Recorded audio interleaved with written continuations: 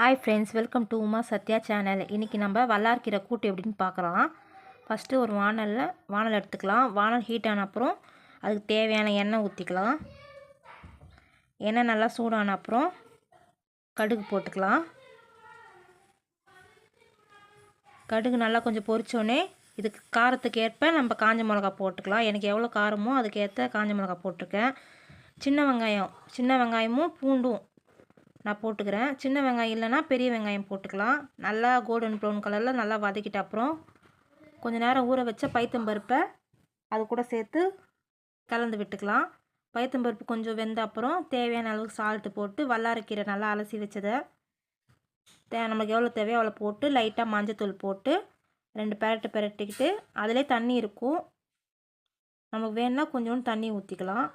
பருப்பு நல்லா வேகிற அளவுக்கு நம்ம கொஞ்சம் வதக்கணும். அதனால் லைட்டாக நமக்கு எவ்வளோ தேவையோ கொஞ்சம் தண்ணி ஊற்றிக்கிட்டு மூடி போட்டு ஒரு 5 நிமிட்ஸ் கழித்து ஓப்பன் பண்ணி பார்க்கலாம். 5 நிமிட்ஸ் ஆயிடுச்சு. ஓப்பன் பண்ணோம். இப்போ தண்ணியெல்லாம் சுண்டிடுச்சு பாருங்கள். இந்த ஸ்டேஜில் அடுப்பு ஆஃப் பண்ணிட்டு துருவி வச்ச தேங்காய் போட்டுருக்கோம். இது கொஞ்சம் கசப்பு இருக்கிறதுனால நம்ம தேங்காய் துருவி போட்டால் அந்தளவுக்கு கசப்புலாம் இருக்காது. நீங்களும் ட்ரை பண்ணி பாருங்கள். எப்படி இருக்குன்னு கமெண்ட் பண்ணுங்கள். தேங்க்யூ.